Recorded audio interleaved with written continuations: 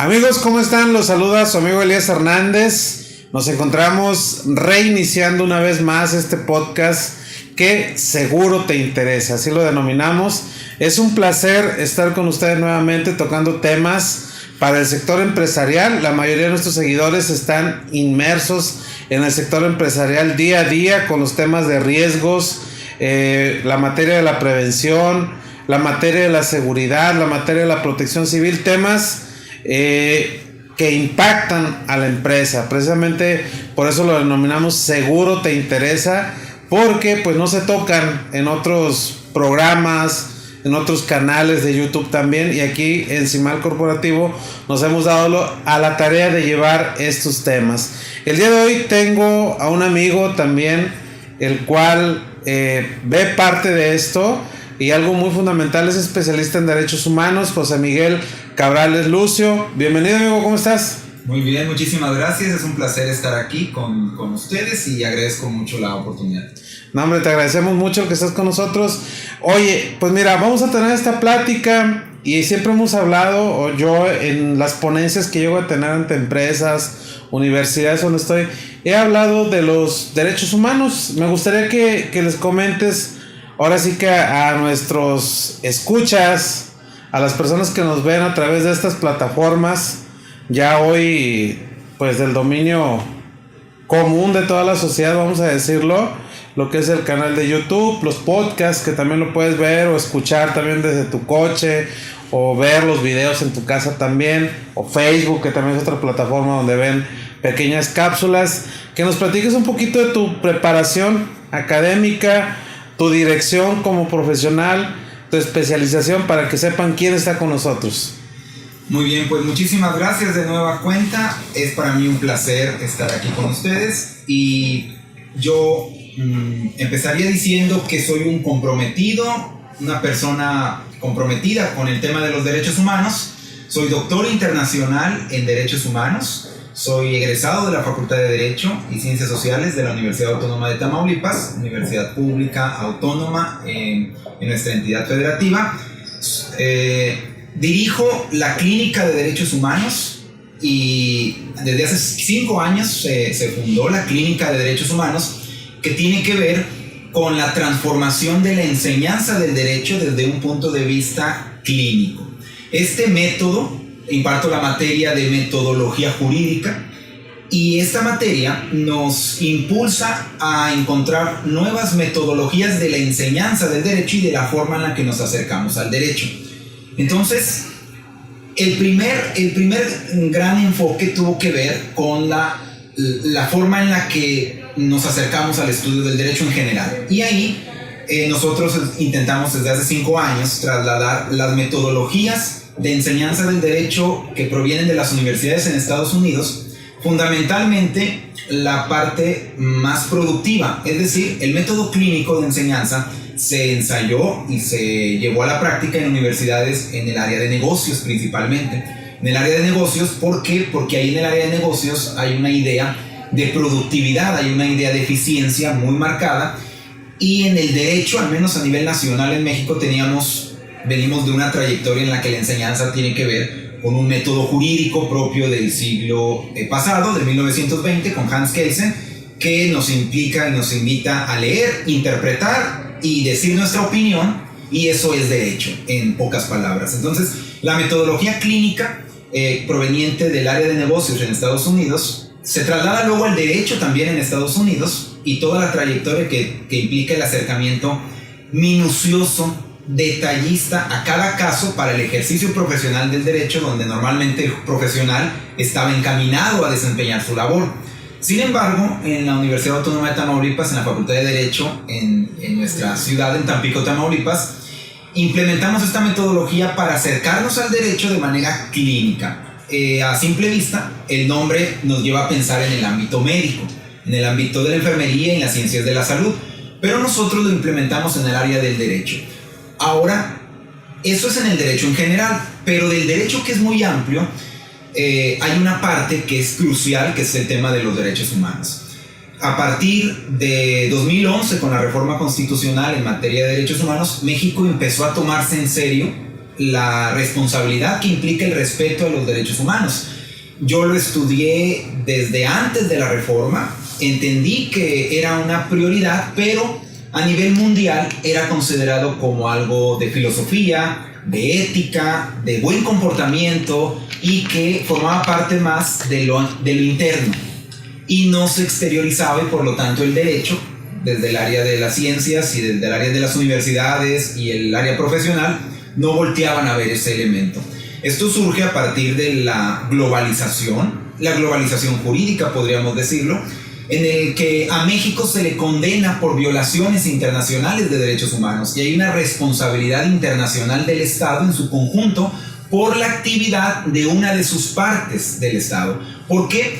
Esto es muy importante aclararlo porque tenemos una organización, la organización por excelencia, que es el Estado, y una de sus partes desarrolla una función.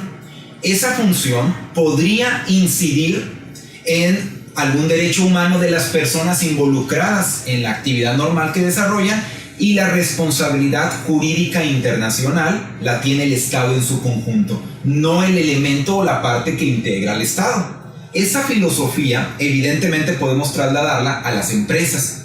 ¿Por qué? Porque las empresas son un reflejo de la organización por excelencia. Entonces, antes de surgir las empresas desde el ámbito privado con toda su cobertura, surge el Estado, y el Estado es el ejemplo ideal de organización con sus pros y sus contras, pero este ejemplo es el ejemplo público que luego se traslada al ámbito privado, al ámbito de la empresa, y por lo tanto el respeto a los derechos humanos desde el siglo pasado, particularmente desde 1999, 2009, que nos condenan internacionalmente, 2011 con la reforma constitucional en materia de derechos humanos, y de ahí para acá, que es hace 10 años, no es mucho tiempo, llevamos muy poca experiencia en trasladar la cultura de los derechos humanos a todas las personas. Dice la Constitución, todas las autoridades en el ámbito de sus competencias, y había una discusión sobre quiénes estaban obligados a respetar los derechos humanos.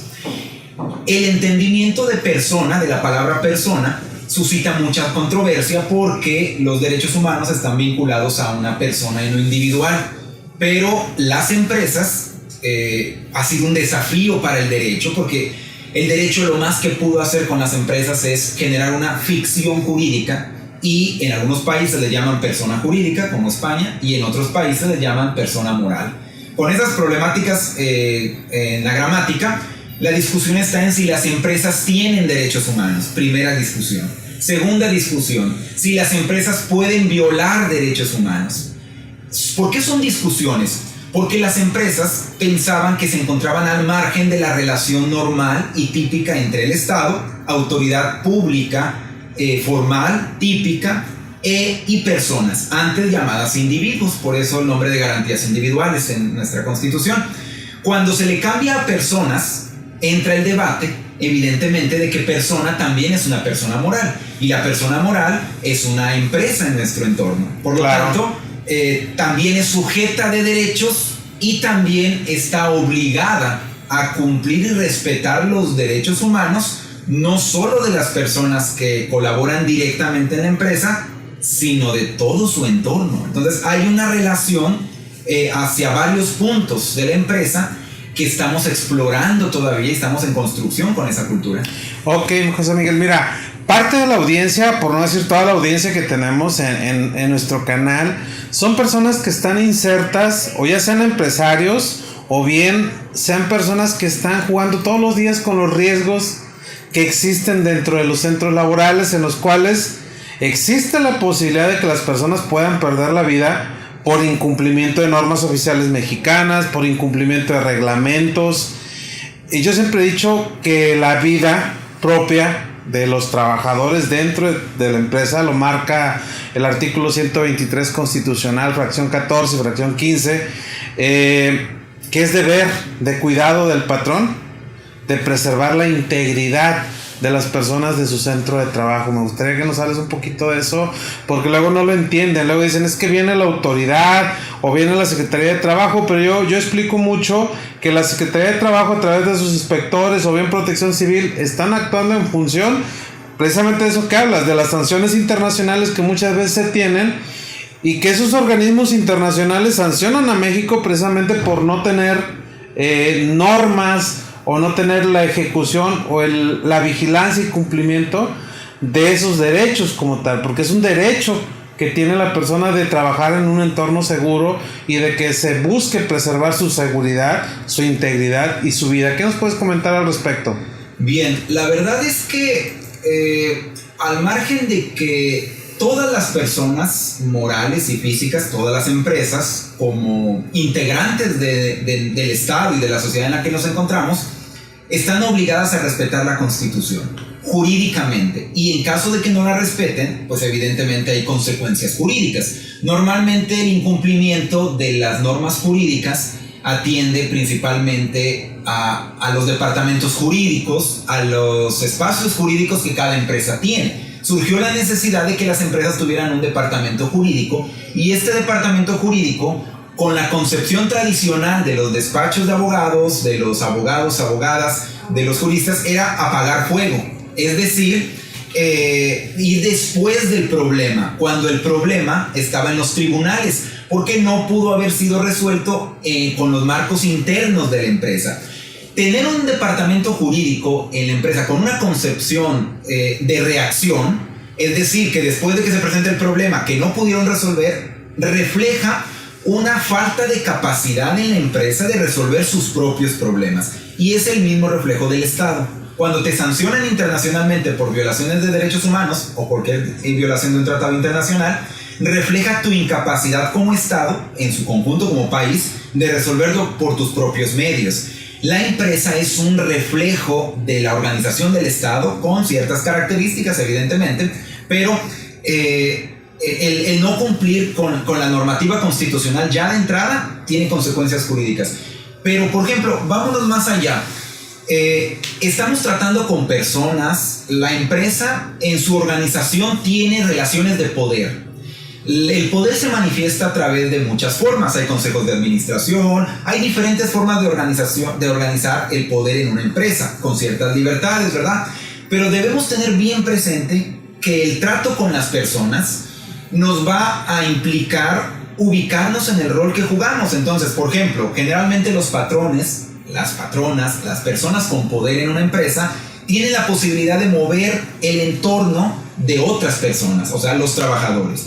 Los trabajadores tienen el derecho de vivir en un entorno libre de violencia en el entorno laboral, así tal cual dicho es como viene en muchas disposiciones. Sí, precisamente se acaba de ratificar por parte del gobierno mexicano un convenio de la Organización Internacional del Trabajo que habla sobre el acoso laboral en el ámbito de los puestos de trabajo. Entonces estamos caminando hacia vincular las empresas a una conciencia sobre el respeto de los derechos humanos. La vida es un derecho humano independientemente de que venga en la propia Constitución. Incluso si no viniera expresamente, es una razón natural de preservar la vida humana. Es decir, si no dijera nada la Constitución, evidentemente habría mecanismos jurídicos para buscar la responsabilidad de la empresa, siempre y cuando haya una relación de responsabilidad. ¿Cuál es la relación que encontramos aquí? Es una relación de subordinación que viene desde el marco del derecho laboral. De ahí se crean las relaciones de trabajo entre una persona que presta el servicio y una persona que recibe el servicio en una relación de subordinación que a través de un salario, que es el concepto. Bueno, te voy a interrumpir algo y voy a hacer la pregunta puntual con respecto a lo que dices, porque la Ley Federal del Trabajo, la Ley de Seguro Social, dicen accidente de trabajo, ¿sí? Y lo he tocado con muchos abogados el tema y aquí lo han visto. Y yo digo, accidente de trabajo, en realidad cuando nos vamos a analizar las causas de los accidentes, las muertes de los trabajadores, te das cuenta que fue una acción o una omisión por parte de la empresa que deriva de alguna norma, de alguna ley o de algún tratado internacional también que hizo o dejó de hacer. Y eso hizo que perdiera la vida esa persona, de la cual es mi obligación preservar su vida. Desde tu concepto como especialista en derechos humanos, ¿crees que existan los accidentes? Sí, aquí lo que tenemos que tener claro es que la terminología que han usado nuestras leyes, incluso esta ley en particular y lo que tú mencionas, lleva un trasfondo de protección del Estado, es decir, de quien ostenta el poder. Por lo tanto, la empresa ostenta el poder. Si te das cuenta, en términos económicos, en términos de relación de poder, todo el derecho laboral está creado socialmente para equilibrar las relaciones de poder en el circuito económico. Tenemos los factores reales de poder y tenemos el trabajo y tenemos el empresario. Hay una lucha de clases ahí desde 1848 con Karl Marx.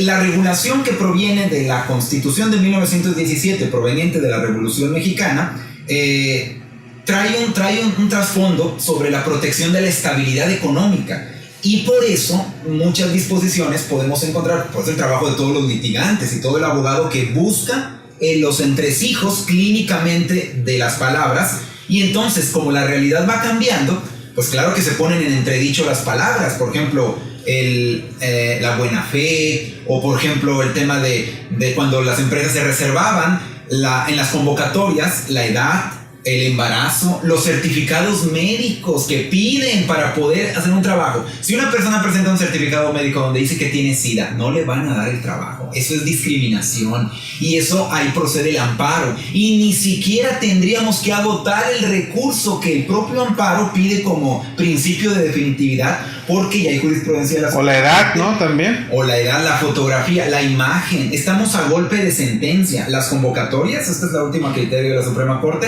Si la convocatoria establece un perfil que necesita la empresa y si ese perfil no se justifica, incluso puede haber discriminación cuando el trabajador todavía no forma parte de tu círculo de poder. O sea, hasta ese grado la Suprema Corte ha llegado ahí, y por lo tanto, en términos ontológicos y en términos de palabra, pues podríamos decir que la palabra accidentes no es la más acertada en términos legislativos, porque evidentemente hay una responsabilidad de la empresa. Hay proteccionismo del Estado hacia la empresa. En algunos casos sí. En este caso sí. En algunos casos sí. Y el trabajo del abogado litigante es desentrañar esto y explicarlo. No debería de ser así, porque debería haber una reforma legislativa que, si lo que quieres es proteger la vida, y de eso estamos llenos, de ese discurso político, pues entonces regula, redacta. ¿Quién redacta? El legislador. ¿El legislador de quién depende? Pues del pueblo, en términos teóricos. ¿Hay procedimientos de reforma? Sí, hay procedimientos de reforma. ¿Se puede plantear una iniciativa? Sí, se puede plantear.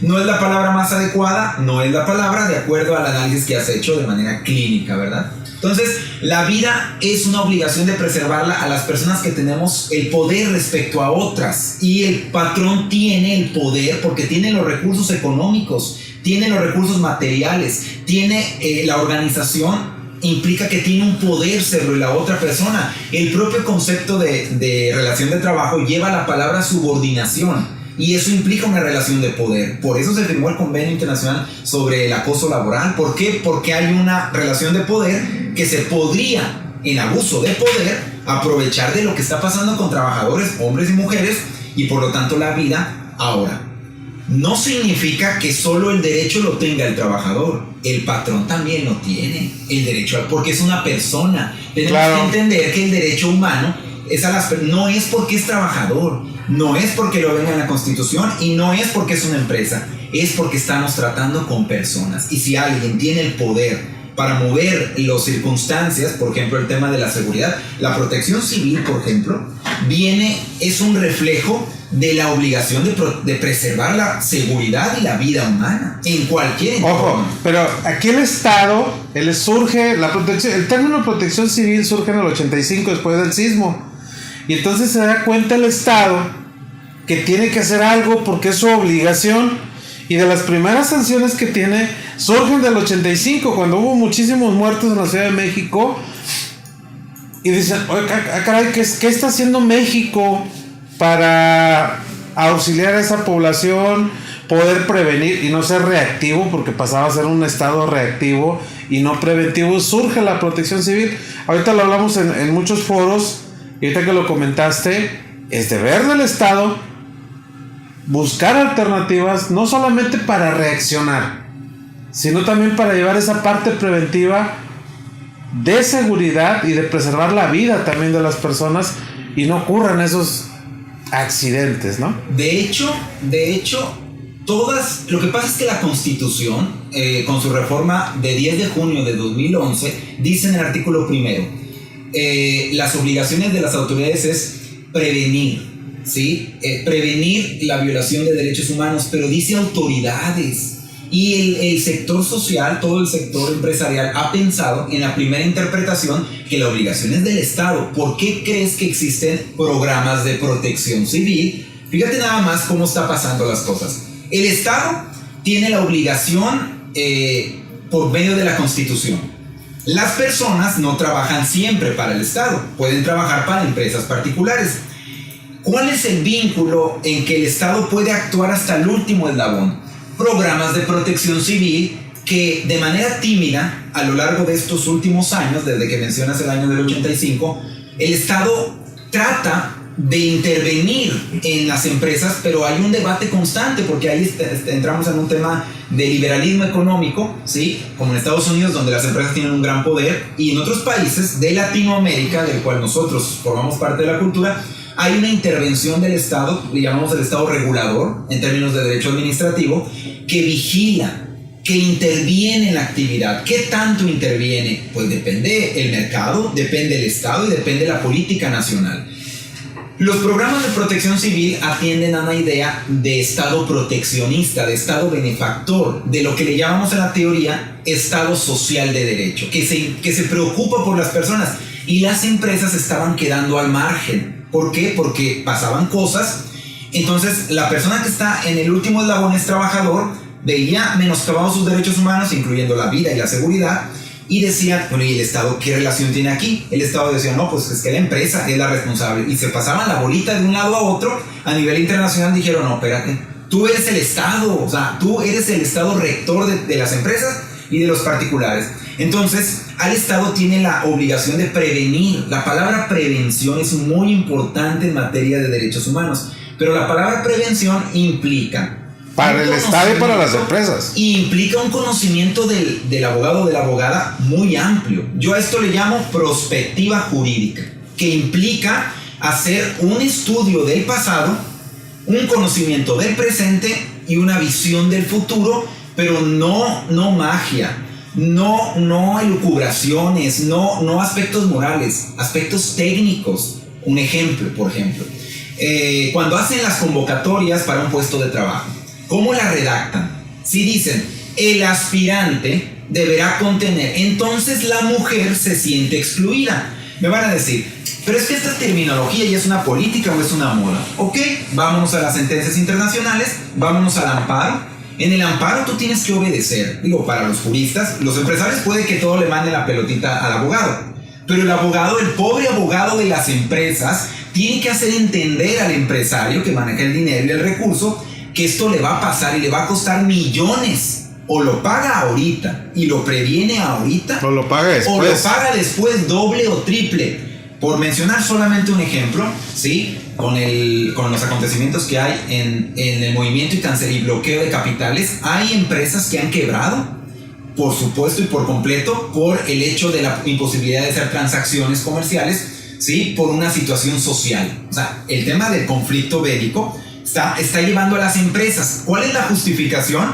Pues es una justificación que es muy discutible. El litigio internacional ahorita está a todo lo que da, porque hay exclusión de inversiones, ¿sí? Y hay movimientos financieros muy complejos que se están justificando en una cuestión que a eso yo le llamaría el interés legítimo, que sí se maneja en amparo con la reforma del 6 de junio de 2011. Cuando parecía que no te afectaba, tú pides el amparo.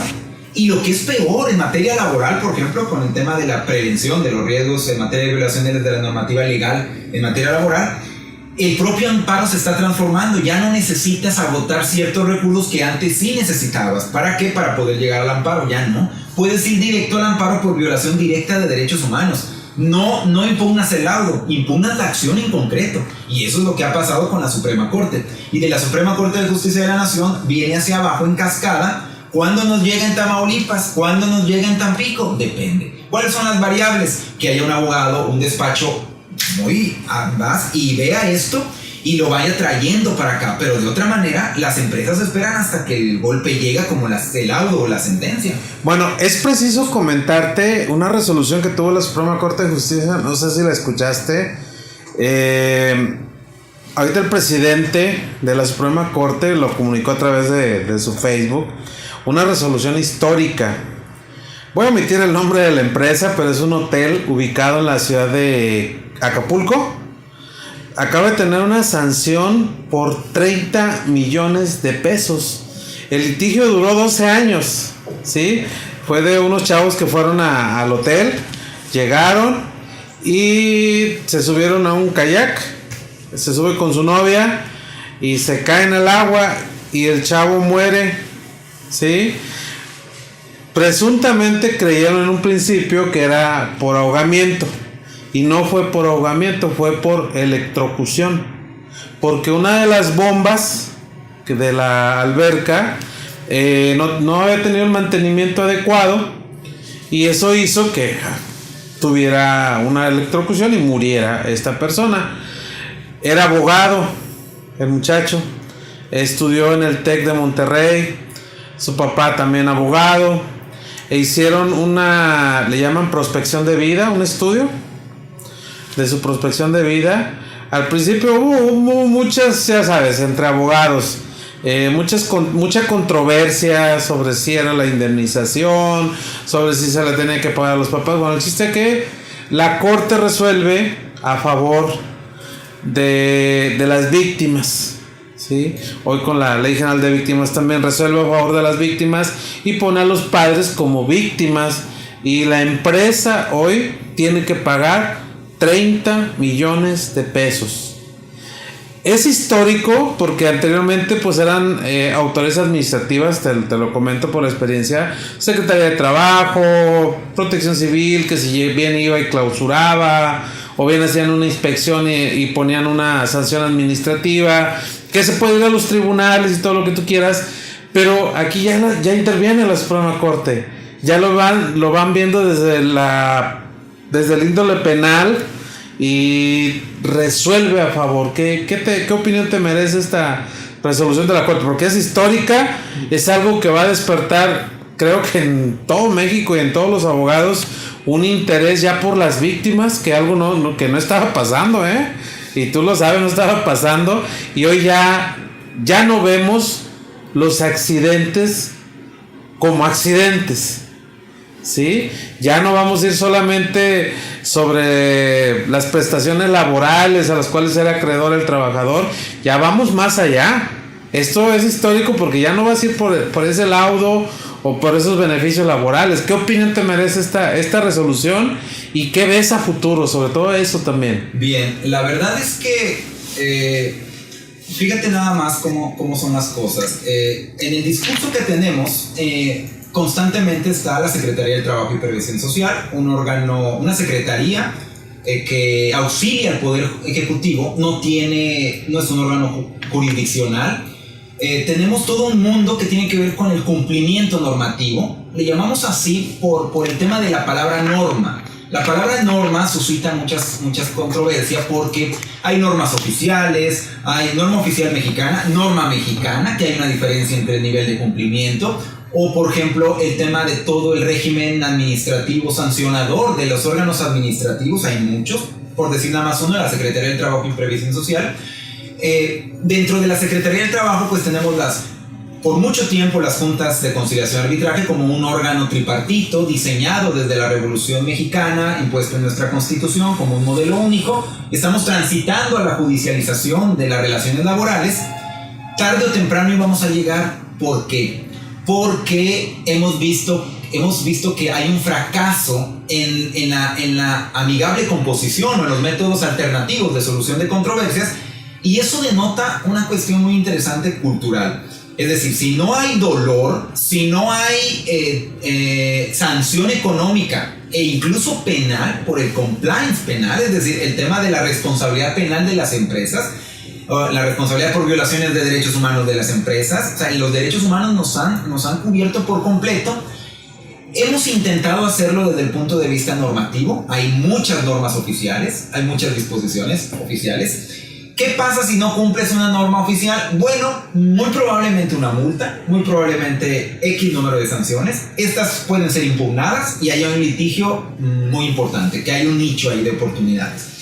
Pero ¿cuál era la crítica a las autoridades administrativas hasta cierto punto? Su falta de poder, su falta de coacción. Entonces decían, no, pues nos vamos al ámbito jurisdiccional, lo más parecido en las juntas de conciliación y arbitraje. Tardaban mucho los procesos, llegaba un laudo, que ni siquiera era una sentencia, no se cumplía o se cumplía, se impugnaba, y entonces intervenía el Poder Judicial, generalmente federal, a través del juicio de amparo, que es un proceso jurisdiccional para defender los derechos humanos, pero se impugnaba el laudo y el tribunal evaluaba el laudo o juzgaba el laudo. Artículo 14, artículo 16, seguridad jurídica, 2-3 puntos y se acabó el análisis. Por muchos años fue así. Esto fue cambiando a partir del siglo pasado, finales del siglo pasado, hasta la fecha. ¿Y qué ha pasado? Que el Poder Judicial federal, particularmente, las entidades federativas es otro tema, pero para otra charla, pero a nivel federal, primero, estamos en un mundo globalizado de tránsito de la información. Nos llega más rápido la información. Segundo, el Poder Judicial Federal se encuentra en una etapa de completa transformación, influida hasta cierto punto por la política nacional, con todos sus contornos. Tenemos una composición de la Suprema Corte de Justicia de la Nación dirigida por el ministro, el ministro presidente, que tiene una proyección y una convicción sobre los derechos humanos. Él trabajó mucho en el diseño de la reforma en materia de amparo y lleva a todo el Poder Judicial a través de la Escuela Federal de Formación Judicial, el Centro de Estudios Constitucionales, la Suprema Corte de Justicia y el atrevimiento a resolver casos con una perspectiva de derechos humanos. También la perspectiva de género, ¿verdad? Que es otro tema también que podemos abordar. Entonces, ¿qué es lo que hace? A eso yo le llamaría hasta cierto punto un activismo judicial. ¿Por qué? Porque desde el ámbito federal...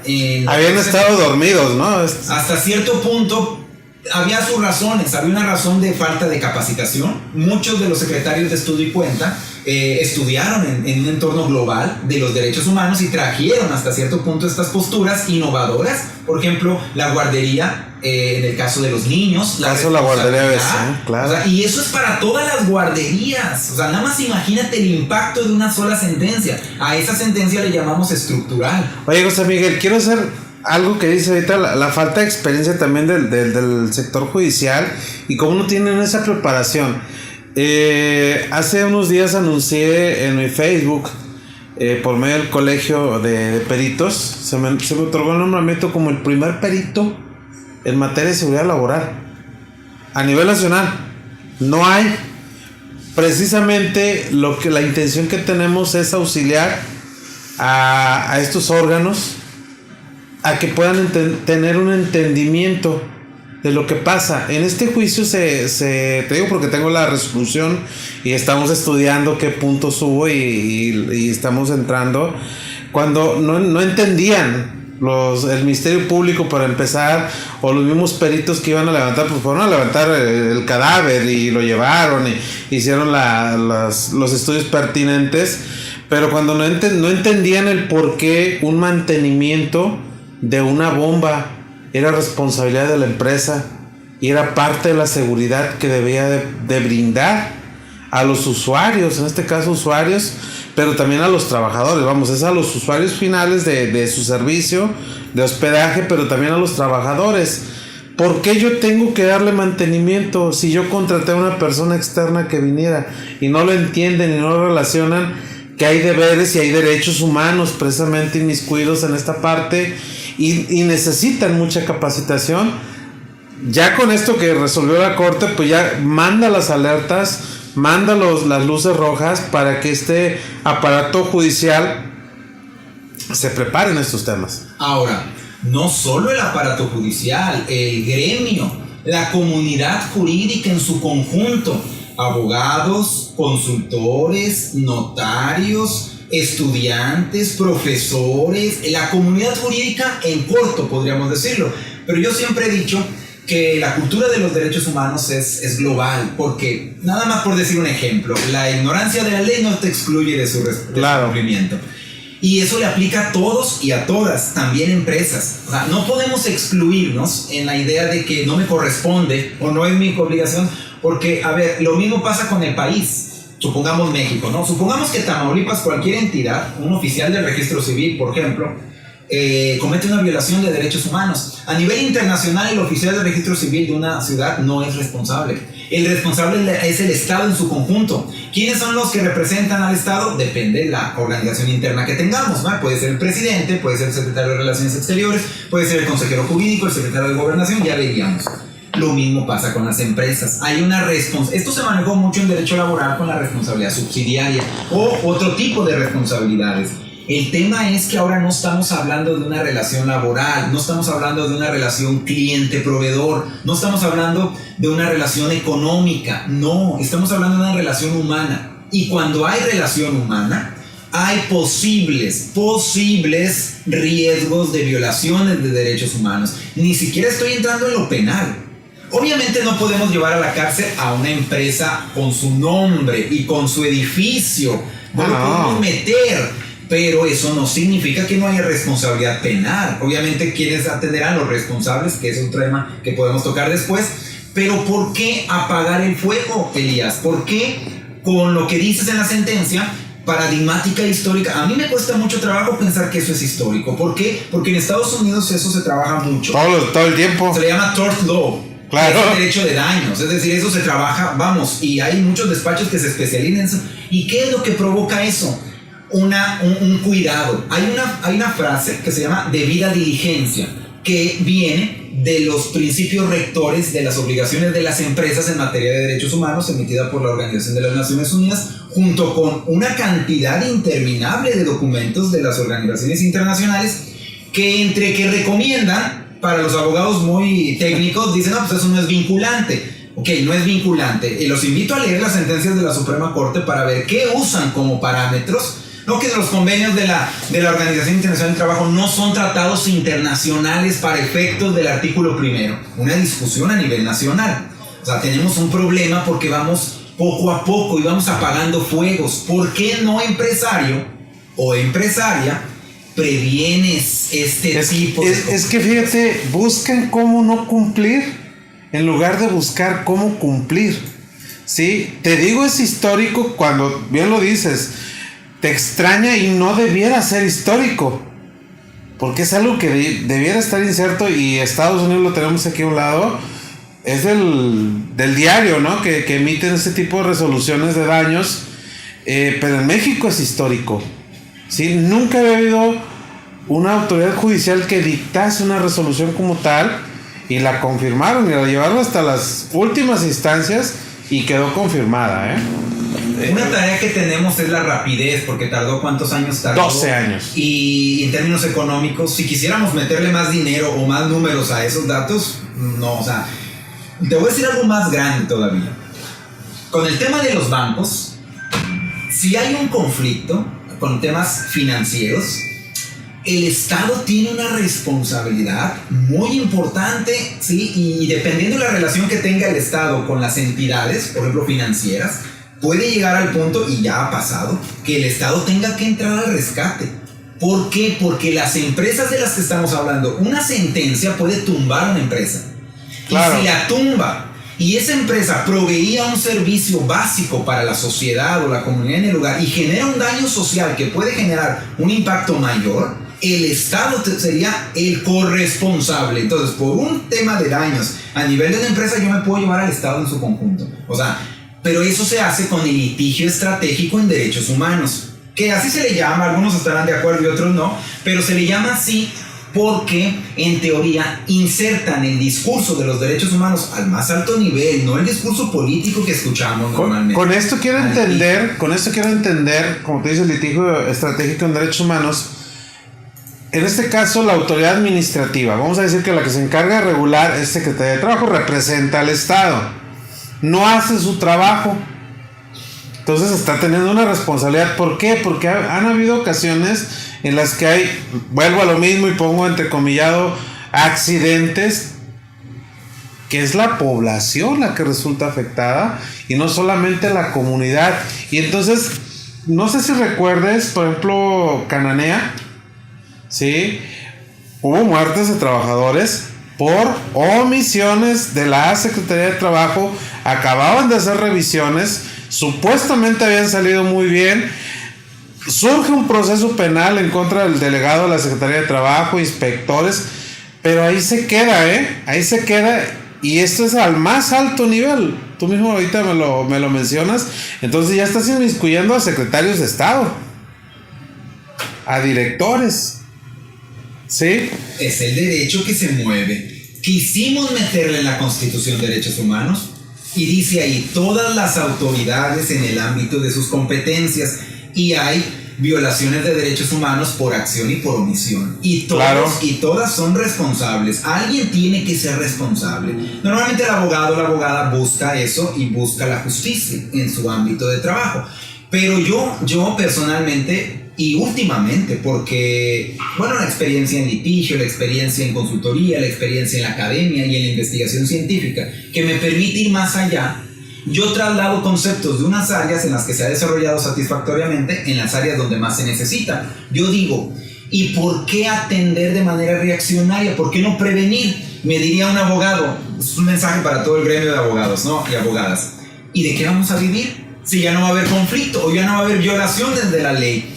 Vas a vivir de la integridad de la empresa o de la organización o del cliente que asesores, porque vas a asesorar correctamente, técnicamente, correctamente, y vas a ganar más dinero porque vas a prevenir y vas a hacer una cuantificación del posible daño del incumplimiento de eso en términos cuantitativos, y entonces lo vas a poner sobre la mesa. Depende del interés, la empresa, los trabajadores, los usuarios, los clientes, la sociedad en general, y vas a hacer todo ese análisis y vas a decir, me conviene prevenir. Todos ganamos y evitamos, o sea, todos ganamos, evitamos muertes. Ese es el elemento que me parece a mí que en México no se ha abordado de esa manera en todo lo que es protección civil, programas, todas las inversiones que hay sobre el tema. Creo que es cultural, fíjate, porque lo hemos estudiado, el 80% de los negocios empiezan siendo un emprendimiento pequeño y van creciendo.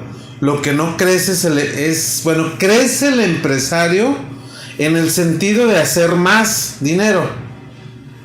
Y vamos a decirlo, que operacionalmente se preparan, ¿sí? Comercialmente se preparan, pero no en las obligaciones. Creo que ahí como que falta también preparación al gremio jurídico, al gremio profesional, vamos a decirlo, de saber que alguien tiene que hablarle al empresario.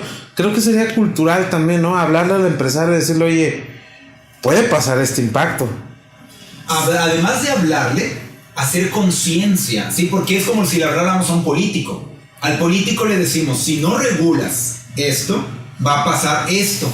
Y siempre vamos reaccionarios. El derecho, se supone teóricamente en las universidades nos enseñan que el derecho, la regulación es hipotética. Es decir, regulas un supuesto para que cuando se presente en el futuro el supuesto, puedas lograr el encuadre, que en derecho penal se le llama tipificación y en otros marcos normativos se le llamará de otra manera. Pero tú en teoría te adelantas. Lo cierto es que el derecho va muy atrás de la inteligencia artificial, del tema de la regulación de los drones para efectos civiles, el tema de la privacidad en el ámbito laboral, de las relaciones sociales, de muchos temas está muy atrás el derecho. ¿Por qué no decirle? Le decimos al legislador, a la legisladora, le decimos a quien tiene la posibilidad de diseñar las políticas públicas. La máxima autoridad en cualquier país es el presidente de la República, el rey, dependiendo del país en el que nos encontramos. Pero en México, el presidente de la República, sus secretarios que están subordinados a él. Los secretarios llevan la política nacional del programa, del Plan Nacional de Desarrollo, incluyendo a la Secretaria del Trabajo y Previsión Social, y de ahí para abajo. Ahorita tocaste un tema, fíjate, que me recordó mucho lo de la privacidad de datos en materia laboral. Hace algún tiempo tuve por ahí un problema dentro de mi organización, un problema con la privacidad de datos. Cuando le planteamos al Ministerio Público en ese entonces, oye, es que me robaron datos. Me robaron, un trabajador se llevó información y hoy esa información la está mal utilizando, pero es información que me robaron de mis clientes, de personas. Te juro que la cara era de, me estás hablando en chino, cabrón. No estoy entendiendo nada. Y entonces fue cuando yo dije, híjole, ¿cómo le hago si él, que es la autoridad, no me está entendiendo y no me va a resolver algo que no entiende? Porque si él no hace una correcta investigación, no llama a las personas, no hace lo que tiene que hacer, pues ¿qué va a hacer el juez?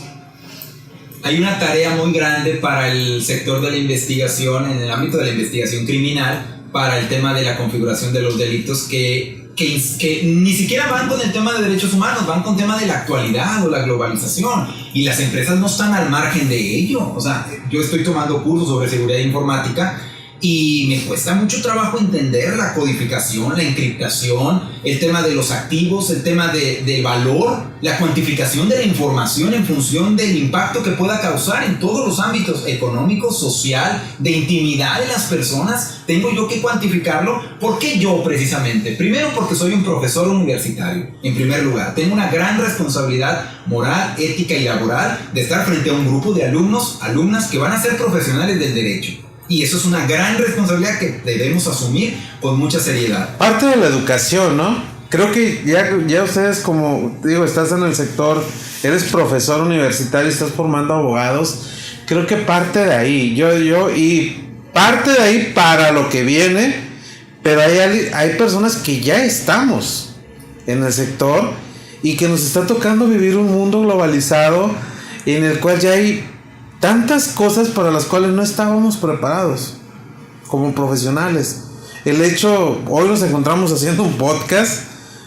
Digo, tú no creciste viendo podcast o escuchando podcast, mas sin embargo aquí estamos haciendo un podcast y llevando temas de innovación, como tú lo mencionas, pero es una realidad jurídica que ha rebasado no solamente el sector jurídico. Normalmente las empresas están a nivel anglosajón, digámoslo, Reino Unido, Estados Unidos, Japón, esta corriente en la que hay países desarrollados económicamente están comprendiendo que ser íntegros o tener integridad en una organización es productivo y eficiente. De ahí viene el concepto de sostenibilidad en el más alto nivel. La Agenda 2030, que realmente es una lista de principios rectores de lo correcto, de lo que se debe hacer, está impulsando pues, básicamente los programas nacionales de todos los países que están suscritos ahí, de las instituciones, ¿verdad? Como la Universidad Autónoma de Tamaulipas, por ejemplo, no está al margen de ello, se hace eco de esto para plasmar esos objetivos al interior de su organización, y la pregunta sería, ¿por qué lo hace? ¿Tienen miedo? No, yo creo que tienen un compromiso de integridad y de sostenibilidad, no en términos ambientales, que de por sí ya es un sector importante, porque el cumplimiento de las normas ambientales, la prevención de los riesgos en materia ambiental, ya es todo un mundo, ¿sí? Que en su momento lo hemos platicado ya. Pero más allá, el concepto de sostenibilidad en términos amplios. Si en este momento una empresa no tiene disposiciones sobre la eliminación de la brecha de género o acciones afirmativas para procurar la igualdad, es una empresa que se ve mal, no tiene una buena reputación. Las empresas, para guardar la reputación, están optando por cumplir muchas normas porque eran obligatorias o porque les representaba un carácter de eficiencia económica. ¿Cuál es el carácter eficiente? Bueno, hay unas normas, como por ejemplo la 025, que es una norma mexicana sobre inclusión laboral y no discriminación. ¿Es obligatoria? Probablemente no en términos jurídicos, pero ayuda a la reputación. Tendrías una certificación, y tú eres experto en estos temas. ¿Qué implica tener una certificación? Bueno, muchas cosas.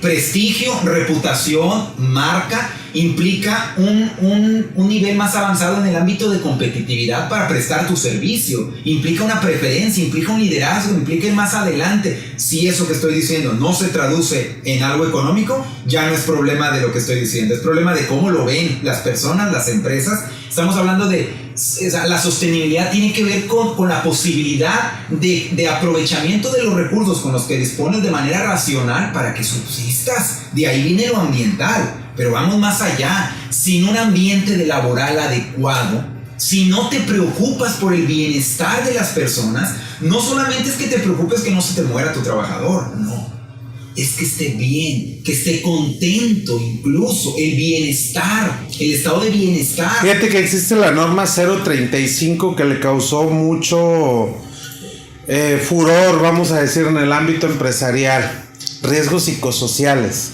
El empresario no entendía de dónde, oye, ¿por qué hoy yo tengo que checar si mi colaborador, decían, está loquito, no está loquito? Eran los términos que yo escuchaba. Le digo, no, tú tienes que revisar que exista un bienestar corporativo. Well-being corporativo le llaman en Europa. El well-being, que existe ese bienestar corporativo. Sí, pero ¿por qué tiene que venir la Secretaría de Trabajo a medirme? ¿Por qué tiene que estarme revisando? Porque si no te revisan, no lo haces. Y tiene que venir a decirte que si no lo tienes, te va a multar con 25,000 pesos por cada trabajador, o hasta $500,000 de pesos por cada trabajador si no lo estás haciendo. Bueno, házmelo. Sí, házmelo. ¿Qué tengo que hacer? Pues primero diagnosticar. Ahora, ya resulta en los diagnósticos que hicimos en la consultoría de la NOM 35 de la STPS, que sí existían personas con problemas, estresados, personas que no se sentían a gusto. Y bueno, ¿qué sigue? No, pues ahora hay que implementar un programa. Algunos tienen que tener pues alguna consulta con el psicólogo, buscar ese bienestar. Hay empresas que hemos o que se ha implementado, los hemos asesorado para implementar. Hay una empresa que llama mucho la atención, un cliente que implementó el rincón de la calma. El momento en que te sientas, agárrate 5 minutitos, vete. Oye, ¿tienes hambre? No sé, las jornadas y empieza a las 8 de la mañana, sales a las 5 de la tarde, pero la hora de comida es de 1 a 2. Ok, pero puedes ir a tomarte un break, En ese lapso eres libre 10 minutitos de un cafecito, tecito, al área. Está cambiando no porque quieran, sino porque ya hay una parte impositiva, o porque dicen, es que la multa viene muy fuerte. Creo que el 90% de las personas que nos buscan a nosotros como asesores es que las multas son muy altas. Pero ahí vamos, ¿no? Creo que por una u otra va cambiando esa cultura, y creo que empieza desde la parte educativa. Tenemos una gran labor. Yo siempre lo he dicho, a lo mejor tú estás en la parte de educar alumnos, yo me encuentro en la parte de educar ya adultos, porque llego a las conferencias, llego a los cursos, y cuando les digo al empresario o en una conferencia me escuchan, digo, es que esto lo tienes que hacer no porque la ley diga. ¿Cómo? No, esto no es porque existan normas y multas, no. Lo tienes que hacer por un bienestar de las personas, ¿sí? No porque la norma 25 diga que tienes que medir la iluminación, no. Porque es que tanto tiempo estar en la computadora va a causar un daño a los ojos de los trabajadores. No tienes que medir el ruido, pues porque la norma lo diga como tal. Es que a la larga le va a causar un perjuicio a la salud de ese trabajador. Ahora, yo te diré una cosa. Fíjate nada más lo que implica esto. No tienes ninguna medida para que la persona se relaje. Muchos de los infartos provienen de la presión alta o de la circulación, y hay un mecanismo médico que pues podemos explicar o que expliquen los expertos, ¿verdad? Pero con la pura experiencia empírica entendemos cuál es la relación entre el estrés, entre los ataques de estrés, los ataques de ansiedad y los impactos que eso genera, ¿sí? Ahí hay expertos, hay mucha información que podemos determinar. Si llegamos a encontrar la relación entre las disposiciones y la regulación y las actividades que tenemos que hacer en un trabajo y la consecuencia de la pérdida de la vida por un ataque de ansiedad o por un infarto o por una situación, y logramos con el auxilio de los expertos en un área, llamados en México peritos, si logramos acreditar eso, hay una responsabilidad. Y si hay responsabilidad, puede haber responsabilidad penal o puede haber responsabilidad pecuniaria, o las dos, y con eso podemos generar un gran daño a la persona que generó el daño previamente por no prevenir. Ojo a todos los que nos están escuchando, es muy importante lo que José Miguel nos está mencionando. Vamos en el supuesto que una persona sufre un infarto y logramos relacionar a través de peritos médicos, en este caso un cardiólogo, que nos puede decir, oye, este infarto fue causado debido al estrés. Ok, bueno, ¿y qué ocasiona el estrés? Y si eso, la mayoría del estrés se ocasiona dentro de un centro de trabajo, porque se puede comprobar, y esto en inspecciones lo he visto de la STPS, que los trabajadores no laboran 8 horas, laboran jornadas de 10, 11, 12 horas y la autoridad no está haciendo nada. Entonces también volvemos a lo mismo, que también la propia autoridad no está haciendo nada. Si la propia autoridad solamente está emitiendo multas, José Miguel, y solamente está emitiendo inspecciones y multas, pero ahí se queda porque después la multa se combate y se gana en un tribunal, ¿está cumpliendo la autoridad? Esa es una muy buena pregunta, porque es ver las cosas con un análisis clínico, es decir, ver lo que tú haces es un enfoque global del asunto, y es verdad, la autoridad administrativa tiene sus competencias y a pesar de que hay algunas normas oficiales que son obligatorias y hay una sanción económica en caso de incumplimiento y algunas otras normas también que existen, supongamos que se impone una sanción económica. Si hacemos un balance, ¿qué incentivos le genera a la empresa el cumplimiento o el incumplimiento? La inversión económica que le supone prevenir eso en una primera aproximación le resulta muy cara, entonces no previene, se ejecuta el acto. ¿Qué probabilidades hay de que de 5 empresas, 5 no cumplieron? ¿Tú crees que las 5 empresas están sometidas a un proceso de fiscalización, inspección y probablemente multa? Probablemente 3, probablemente 2, probablemente ninguna, porque no llegó a conocer la autoridad. Supongamos que de estas 3 sí conoce la autoridad administrativa. De estas 3 todavía falta que el procedimiento administrativo se lleve a cabo más o menos bien. Supongamos que se lleva bien, un porcentaje de 100% de cumplimiento de la autoridad administrativa. 12 años no me ha tocado ver un solo procedimiento que vaya bien, ¿eh? Madre mía, imagínate. Ahora toma en cuenta que estas 2 empresas no cumplieron. O sea, el nivel de riesgo que tienen hacia las personas en un ambiente de opacidad, en un ambiente de ya se escaparon del procedimiento administrativo. Llegamos al procedimiento administrativo, a las 3 se les sanciona, 2 impugnan, 2 ganan, ya ganaron estas 2 y la autoridad administrativa se convierte en la parte jurisdiccional de la impugnación. Si la autoridad administrativa no está bien capacitada en estos temas que estamos platicando, pierde el juicio. Si pierde la autoridad administrativa, la empresa gana, pero la empresa no había previsto la posible riesgo de privación de la vida de sus trabajadores. Traducción, el trabajador es el que sale peor. Voy a pasar un tip. ¿Sabes de dónde está el fallo? Desde el origen. Y se lo voy a pasar de la juez. Y hay autoridades, nos están escuchando autoridades de la STPS, de Protección Civil, nos escuchan. El fallo se encuentra desde el origen. ¿Por qué desde el origen? Fíjate, vamos a hablar una sola norma, la 035 nada más, que va a estudiar los riesgos psicosociales, le llaman, dentro de la empresa a los que están expuestos los trabajadores. Mandan a un inspector. ¿Qué crees? El inspector no está preparado, no sabe ni qué es eso. No sabe qué son riesgos psicosociales. Tú le puedes presentar cualquier documento que se le parezca y que vaya firmado por un psicólogo y te va a decir, ok, cumple. Y a lo mejor no llega ni a sanción porque la persona que mandaron a revisar no tiene la preparación. Y lo que podemos alegar nosotros, como abogados de empresas, ¿cómo me vas a sancionar si no me estás mandando a un perito en la materia? ¿Cómo por qué tu inspector viene, me revisa si él no sabe de esto? Y además, otro error, se los paso, no te manda nada más a observar la norma 035. Hay una norma que ve la parte de contraincendio, de seguridad estructural, de maquinaria y equipo, sustancias químicas peligrosas, equipo de protección personal, trabajos en altura, etcétera, etcétera.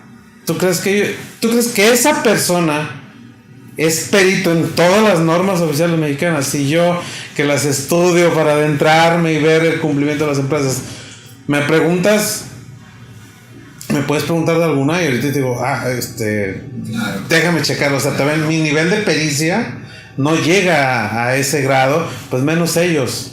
Yo quisiera decir que realmente a nivel federal la Secretaría del Trabajo y Previsión Social tiene una gran estructura, ¿verdad? Probablemente poco vista, poco conocida y poco explorada. Luego tenemos las entidades federativas y sus secretarías de trabajo, en las que tienen facultades de inspección, facultades muy variadas, en las que, por lo poco que yo he podido explorar y de manera muy, muy coyuntural, una de las inquietudes, como ha pasado con la reforma penal en su momento, la falta de capacitación. Mucho. Entonces, no solo tenemos la norma 035, la norma 035, que por mencionar alguna en particular, lleva implícita la idea de bienestar, la idea de salud mental. La Suprema Corte ya se pronunció sobre la salud mental en el trabajo y ya hay casos al respecto que de alguna manera y de manera obligatoria han bajado hacia los entornos en los que nos encontramos.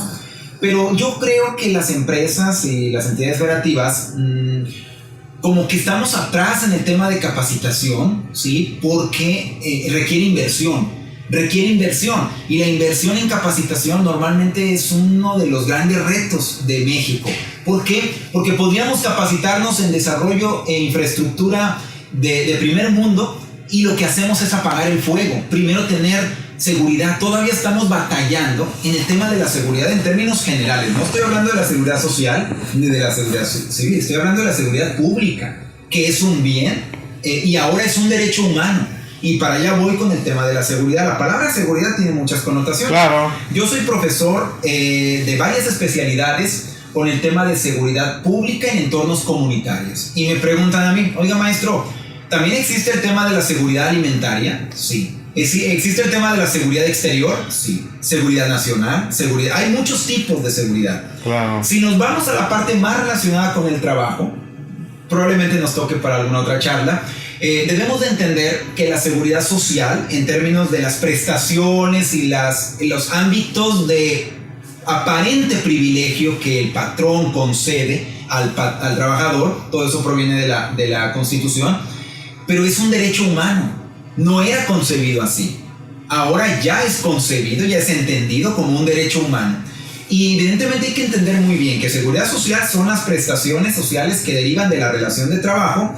Por ejemplo, el tema de las guarderías. Si hay un tema sobre las guarderías, no, pero es que no estoy trabajando, no tengo ese derecho. O no puedo ir al médico, no tengo el servicio de salud porque no soy un trabajador. En los servicios de salud piden el número de seguridad social o la cartilla. ¿Y cómo se resuelve eso? Bueno, es que cuando tú dejas de tener una relación laboral tienes ciertos días de asistencia médica por concepto de eso. Estamos mal, porque la salud es un derecho humano. Así es.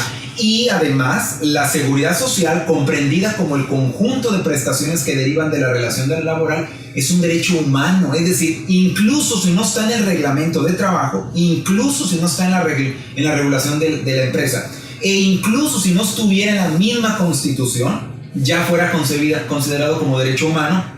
Y el problema es para todo México, porque la Constitución de México podría estar mal. ¿Tú concibes que una persona, ya vamos a terminar porque es una hora casi de grabación, ¿tú concibes que un trabajador pueda perder alguna extremidad porque no recibió la atención médica? Ojo, los lineamientos dentro de las empresas, políticas dentro de las empresas, es que el primer respondiente es el IMSS, porque pagan una cuota obrero patronal ante el IMSS. Dice, hay un accidente, lo llevamos al IMSS. Pero lo llevas al IMSS, pero no lo atienden. Y esa persona pierde una extremidad o muere. Y entonces la responsabilidad, como murió el trabajador por un accidente que se derivó, la empresa puede decir, oye, es que yo tengo el servicio privado. Si lo hubiera llevado al servicio privado, sí me lo atienden, no se muere y no pierde la extremidad. Pero como los propios lineamientos que tú me marcas, institución del Seguro Social, es que lo lleve contigo, pues mi trabajador perdió la vida y dejó ya una familia. Entonces ahí, digo, se han suscitado y por privacidad que tengo con los clientes no te puedo citar nombres, pero han pasado situaciones en las que yo me veo inmerso en la investigación de qué fue lo que pasó y le digo, pues es que quien está siendo culpable es el IMSS en este caso. Pero esta es una duda generalizada, pasa, ¿dónde lo llevo? A la institución privada que me va a responder que existe una mejor calidad de atención porque es privada y a eso se dedica, pero acá también se dedican, pero no tiene la capacidad para poderlo hacer, te digo, y este es un caso concreto que pasó y la persona falleció porque no fue atendido después de 6-7 horas que llegó a la institución pública del Seguro Social y perdió la vida. La verdad es que lo que tú estás diciendo es el análisis de la responsabilidad. Exactamente. Y obviamente que tengo que ser muy claro, la autoridad, el Estado, a través de sus instituciones, tiene una gran responsabilidad, ¿verdad? Y la responsabilidad que tiene es de preservar, prevenir, evitar y proteger los derechos humanos de las personas. Si estamos hablando de la salud o estamos hablando de la vida, y es absolutamente certero que esos son derechos humanos, están protegidos por los tratados internacionales y por la legislación interna, y hay una consecuencia o hay un resultado, una privación de la vida o un daño a la salud o alguna violación a los derechos humanos, debe haber responsabilidad. Eso evidente. No hay situaciones sin responsabilidad. Lo que hay es falta de, a veces, pericia en la identificación de la responsabilidad y la conexión con las partes o las empresas. En el caso de las empresas que representan al Estado, es muy importante tener claro que pueden ser responsables de violaciones de derechos humanos en varias medidas. En la medida de la falta de prevención, en la medida de la falta de protección, que es otra cosa, prevención, protección, ¿sí? Y en el grado de nivel de responsabilidad que pueden tener, es el grado en la que el jurista, el que se encarga de estar defendiendo a las personas, tiene que ponerlo claro. Lo cierto es que es un desafío. Pero lo vas a judicializar. ¿O ante qué instancia? ¿Es ante una instancia internacional? Bueno, antes de llegar a la instancia internacional, las autoridades internacionales sobre derechos humanos son subsidiarias. Subsidiarias significa que debemos agotar todos los recursos a nivel interno. Esta es una cuestión de derecho internacional. Pero antes de llegar al ámbito internacional, las puras autoridades nacionales, hay una cantidad importante, ¿no? En el ámbito administrativo, por ejemplo, hay una cantidad importante para inconformarnos, ¿no? Ahí puede salir su camino, dependiendo el tiempo que tengamos, las condiciones. Pero lo cierto es que cuando hablamos de derechos humanos, el discurso y el eje central de derechos humanos tumba todos los demás elementos, tumba procedimientos administrativos, tumba autoridades, tumba empresas, tumba particulares. O sea, el discurso es el eje central y entonces buscaremos las vías judiciales o administrativas más relevantes. ¿A qué me refiero con relevantes? No necesariamente una vía judicial es la mejor para proteger el derecho humano involucrado por estrategia. ¿Cuánto duró la sentencia de la Suprema Corte de la que me hablas? 12 años. O sea, ¿qué necesitamos? Prevenir, pero cuando ya se presente el caso, establecer de manera categórica la responsabilidad de manera rápida. ¿Cómo se hace eso? Bueno, eso es parte del trabajo del nuevo diseño de la prospectiva jurídica que yo veo, porque te antepones al resultado. Ya no, si ya sabes que una sentencia dura 12 años, porque podría durar más, y es la primera en los términos que tú lo mencionas, pues imagínate, cada siglo va a llegar una, ponle tú que nos estemos adaptando a eso y vengan más pronto. Cada cuando llegas a la Suprema Corte a litigar en el ámbito nacional, entonces todo se queda abajo. Entonces esa parte que se queda abajo nos va a hacer litigar, desgastarnos, pelear hasta llegar a la Suprema Corte, si es que lo atrae el caso y determina la responsabilidad de las instituciones de seguridad social en general o en particular de una, y el alcance de esta responsabilidad. Es lo que va a decir en una sentencia. Si te das cuenta, me estoy adelantando. Esto es prospectiva jurisdiccional. Claro, desde el ámbito académico, porque yo no tengo autoridad jurisdiccional, yo soy un analista. Entonces claro, yo preveo que va a pasar eso porque he leído, obviamente, todas las sentencias, ya he sistematizado. Como ya las he leído, ya las tengo preparadas, ya sé lo que van a decir. Porque además, como investigador, pues investigo hasta el perfil de quienes juzgan. ¿Por qué? Porque han publicado libros, porque ya han expresado su opinión. O sea, es un análisis integral. Llegados a ese punto, la verdad es que hay que ser estratégicos. Por ejemplo, hay que dirigirse a las autoridades administrativas y decirle, a ver, ¿quién tiene autoridad aquí? No, pues el delegado, no, pues el director, literalmente, por Twitter o por una red social. A ver, aquí, las autoridades administrativas están obligadas a hacer control de convencionalidad. ¿Qué es? Significa eso, que deben encargarse de que no se violen derechos humanos por parte de su acción. Entonces, si hay una relación de ellos con la parte de la posible violación de derechos humanos, para evitar la violación de todo el país de un tratado internacional, deberían de hacer control de convencionalidad. Pero no lo saben. Y entonces pierdes al interlocutor porque te dicen, no, pues aquí se hace así o aquí lo hemos hecho así siempre. Y entonces ahí te enfrentas a un desafío.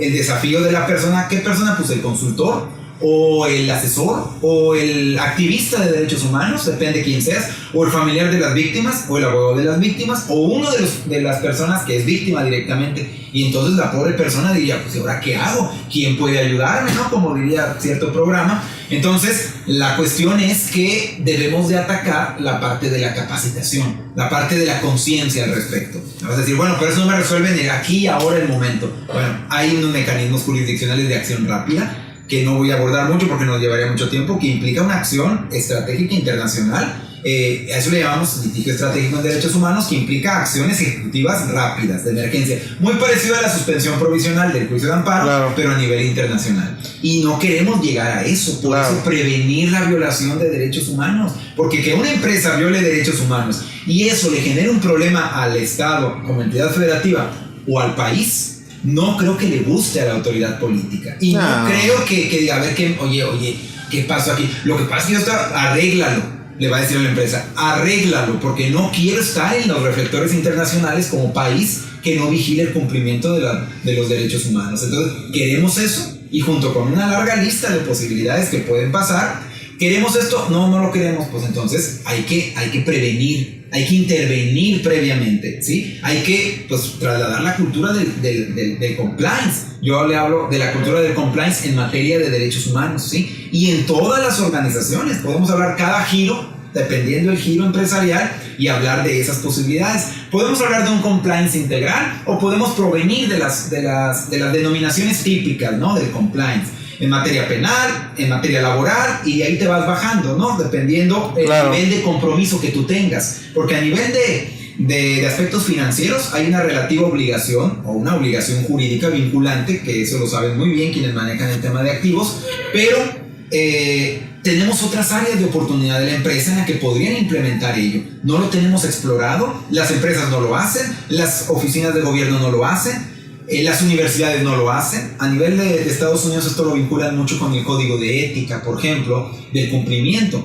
Las universidades y el sector público en México dicen un código de ética, o sea, para ser buenas personas. Digo, lo que pasa es que hoy en día ser buenas personas es eficiente, es competitivo, es bueno. ¿Por qué? ¿Quieres que te explique toda la trayectoria?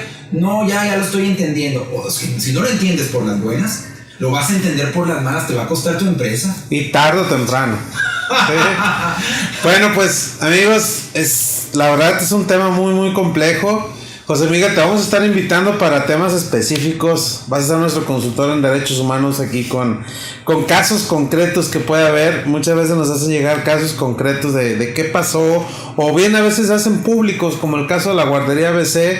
Sería bueno analizarlo para que lo tengan desde la perspectiva de derechos humanos, volverlo a analizar, tocarlo, porque la finalidad es eso, que no vuelva a pasar.